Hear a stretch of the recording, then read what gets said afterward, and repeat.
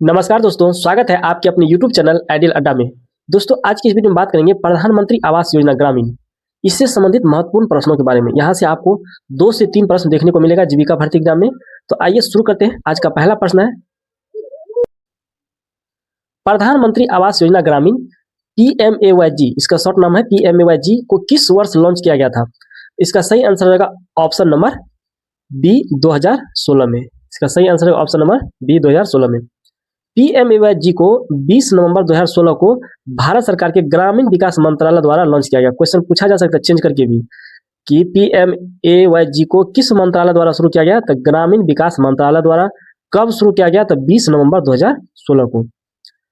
इसका मेन लक्ष्य क्या है? सबके लिए आवास। इसका जो मेन लक्ष्य है, सबके लिए आवास के लक्ष्य को प्राप्त करने के लिए पूर्ववर्ती, इससे पहले इसका नाम क्या था? प्रधानमंत्री आवास योजना का नाम पहले क्या था? ये भी क्वेश्चन पूछा जा सकता है। तो इसका नाम था इंदिरा आवास योजना, IAY का पुनर्गठन करके शुरू किया गया। यह योजना ग्रामीण क्षेत्रों में बेघर और कच्चे जिन शीर्ष घरों में रहने वाले परिवारों को पक्के घर प्रदान करने पर केंद्रित है। अगला प्रश्न है, PMAYG ने किस पूर्ववर्ती ग्रामीण आवास योजना का स्थान लिया है? इसका सही आंसर हो जाएगा ऑप्शन नंबर सी, इंदिरा आवास योजना, IA का। PMAYG को इंदिरा आवास योजना IA की कमियों को दूर करने और एक अधिक प्रभावी, पारदर्शी और लक्षित ग्रामीण विकास योजना प्रदान करने के लिए तैयार किया गया था। IAY की शुरुआत 1985 ईस्वी में की गई थी और दशकों तक ग्रामीण आवास की दिशा में एक महत्वपूर्ण कार्यक्रम रही थी। इंदिरा आवास योजना की शुरुआत कब किया गया था? तो 1985 ईस्वी में। यहाँ से भी प्रश्न आ सकता है। PMAYG IAY के अनुभव से सीख लेकर सुधारों के साथ लाई गई योजना है।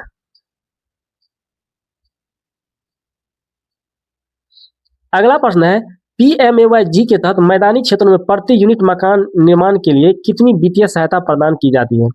इसका सही आंसर होगा ऑप्शन नंबर सी, 1,20,000। PMAYG के तहत मैदानी क्षेत्रों में एक पक्का घर बनाने के लिए लाभार्थियों को 1,20,000 की वित्तीय सहायता प्रदान की जाती है। यह सहायता केंद्र और राज्य सरकारों द्वारा 60-40 के अनुपात में जो है साझा किया जाता है। यह राशि सीधे लाभार्थी के आधार लिंक बैंक खातों में स्थानांतरित की जाती है। अगला प्रश्न है, पहाड़ी, कठिन क्षेत्रों, पूर्वोत्तर राज्यों और IAP जिलों में PMAYG के तहत प्रति यूनिट मकान निर्माण के लिए कितनी वित्तीय सहायता दी जाती है? इसका सही आंसर होगा ऑप्शन नंबर डी, 1,30,000। इन क्षेत्रों में निर्माण लागत और भौगोलिक चुनौतियां अधिक होती है, इसलिए अधिक सहायता इसमें प्रदान की जाती है। इन क्षेत्रों के लिए केंद्र और राज्य का फंडिंग होता है 90 और 10 के अनुपात में। 90% केंद्र सरकार के द्वारा और 10% राज्य सरकार के द्वारा। अगला प्रश्न है, PMAYG के तहत लाभार्थी के चयन मुख्य रूप से किस डेटाबेस के आधार पर किया जाता है? कौन लाभार्थी इसके लिए जो है एलिजिबल है, योग्य है लेने के, इसको किस डाटाबेस पे तैयार किया जाता है? इसका सही आंसर होगा सामाजिक आर्थिक जाति जनगणना, SECC 2011 के अनुसार। इसका सही आंसर होगा ऑप्शन नंबर बी। PMAYG के तहत लाभार्थियों की पहचान मुख्य रूप से सामाजिक आर्थिक जाति जनगणना 2011 के आवास अभाव मापदंडों के आधार पर की जाती है। SECC डेटा उन परिवारों को इंगित करता है जो कच्चे घरों में रहते हैं, भूमिहीन है या अन्य अभावग्रस्त स्थितियों में है। इसके अतिरिक्त आवास सर्वेक्षण भी उन पात्र परिवारों की पहचान के लिए किया जाता है जो SECC डेटा में शामिल नहीं हो पाए थे। अगला प्रश्न है, PMAYG में लाभार्थी सूची को सत्यापित करने और अंतिम रूप देने में किस स्थानीय निकाय की महत्वपूर्ण भूमिका होती है? इसका सही आंसर हो जाएगा ऑप्शन नंबर सी, ग्राम सभा की। ग्राम सभा की। PMAYG में लाभार्थियों की पहचान में ग्राम सभा की महत्वपूर्ण भूमिका होती है। SECC और आवास डेटा के आधार पर तैयार की गई मसौदा सूची को ग्राम सभा के समक्ष रखा जाता है और ग्राम सभा इस सूची को सत्यापन करती है, आपत्तियों पर विचार करती है और अंतिम प्राथमिकता सूची को अनुमोदित करती है, जिससे पारदर्शिता सुनिश्चित होती है। अगला प्रश्न है, PMAYG के तहत घर के स्वामित्व का प्रावधान महिला सशक्तिकरण के लिए क्या है? इसका सही आंसर होगा ऑप्शन नंबर सी, घर का स्वामित्व महिला के नाम पर या पति पत्नी के संयुक्त नाम पर होता है। इसका सही आंसर होगा ऑप्शन नंबर सी। PMAYG में महिला सशक्तिकरण को बढ़ावा देने के लिए यह अनिवार्य किया गया है कि घर का स्वामित्व परिवार की महिला मुखिया के नाम पर हो। यदि यह संभव नहीं है तो स्वामित्व पति और पत्नी के संयुक्त नाम पर होना चाहिए। यह प्रावधान ग्रामीण महिलाओं को संपत्ति के अधिकार प्रदान कर उन्हें आर्थिक और सामाजिक रूप से सशक्त बनाता है। अगला प्रश्न है, पीएमएवाई के लाभार्थी को शौचालय निर्माण के लिए स्वच्छ भारत मिशन ग्रामीण SBMG के तहत कितनी अतिरिक्त सहायता मिलती है? इसका सही आंसर हो जाएगा ऑप्शन नंबर सी, 12,000। इसका सही आंसर होगा ऑप्शन नंबर सी, 12,000। पीएमएवाई के तहत निर्मित प्रत्येक घर में शौचालय का होना अनिवार्य है। लाभार्थी को शौचालय निर्माण के लिए स्वच्छ भारत मिशन ग्रामीण के साथ अभिसरण के माध्यम से 12,000 रुपया की अतिरिक्त वित्तीय सहायता प्रदान की जाती है। यह ग्रामीण क्षेत्रों में स्वच्छता और स्वास्थ्य में सुधार के लिए एक महत्वपूर्ण कदम है। अगला प्रश्न है, पीएमएवाई के तहत लाभार्थियों को अपने घर के निर्माण में अकुशल श्रम के लिए महात्मा गांधी राष्ट्रीय ग्रामीण रोजगार गारंटी अधिनियम मनरेगा से कितने दिनों तक की सहायता मिल सकती है? इसका सही आंसर हो जाएगा ऑप्शन नंबर सी, 90 से 95 दिन। ऑप्शन नंबर सी, 90 से 95 दिन की। पीएमएवाई में मनरेगा के साथ अभिसरण सुनिश्चित किया गया है। लाभार्थी परिवारों को अपने घर के निर्माण में 90 से 95 दिनों तक के लिए अकुशल श्रम के लिए मनरेगा के तहत मजदूरी प्राप्त होती है। यह लाभार्थियों को अतिरिक्त आय प्रदान करता है और घर निर्माण की लागत को कम करने में मदद करता है। पीएमएवाई के तहत वित्तीय सहायता लाभार्थियों के खाते में किस माध्यम से सीधे हस्तांतरित की जाती है? इसका सही आंसर हो जाएगा option number C, direct benefit transfer, यानी इसको शॉर्ट में डीबीटी कहते हैं, डीबीटी के माध्यम से। पीएमएवाई में पारदर्शिता और दक्षता सुनिश्चित करने के लिए सभी वित्तीय सहायता सीधे लाभार्थियों के आधार लिंक बैंक खाते या डाकघर खाते में डायरेक्ट बेनिफिट ट्रांसफर डीबीटी के माध्यम से हस्तांतरित की जाती है। इससे बिचौलियों की भूमिका समाप्त होती है और भ्रष्टाचार की संभावना कम होती है। यह लाभार्थियों को बिना किसी देरी के सीधे उनके पैसे प्राप्त करने में मदद करता है। अगला प्रश्न है, पीएमएवाई के तहत ग्रामीण राज मिस्त्रियों को प्रशिक्षण प्रदान करने का उद्देश्य क्या है? इसका सही आंसर हो जाएगा ऑप्शन नंबर बी, गुणवत्तापूर्ण और आपदारोधी घरों का निर्माण और सुनिश्चित करना। गुणवत्तापूर्ण और आपदारोधी घरों का निर्माण सुनिश्चित करना। पीएमएवाई के तहत ग्रामीण राजमिस्त्री प्रशिक्षण कार्यक्रम का उद्देश्य स्थानीय राजमिस्त्री को कौशल को बढ़ावा देना है। यह प्रशिक्षित राजमिस्त्री गुणवत्तापूर्ण, टिकाऊ और आपदारोधी घरों का निर्माण करने में सक्षम होते हैं। इससे न केवल घरों की गुणवत्ता सुधरती है बल्कि स्थानीय स्तर पर कुशल श्रम बल भी तैयार होता है।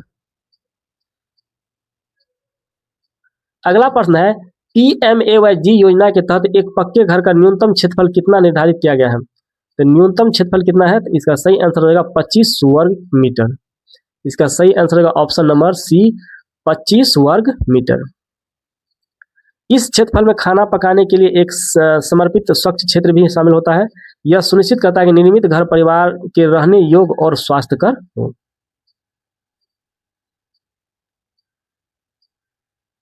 अगला प्रश्न है, पीएमएवाई के कार्यान्वयन की निगरानी के लिए किस ऑनलाइन पोर्टल का उपयोग किया जाता है? इसका सही आंसर हो जाएगा ऑप्शन नंबर सी, आवास सॉफ्ट का। यह पोर्टल लाभार्थी पंजीकरण, निधि जारी करने, निर्माण की प्रगति की निगरानी करने, जियो टैगिंग के माध्यम से और शिकायतों के प्रबंधन के लिए उपयोग किया जाता है। आवास सॉफ्ट पारदर्शिता और जवाबदेही सुनिश्चित करने में महत्वपूर्ण भूमिका निभाता है।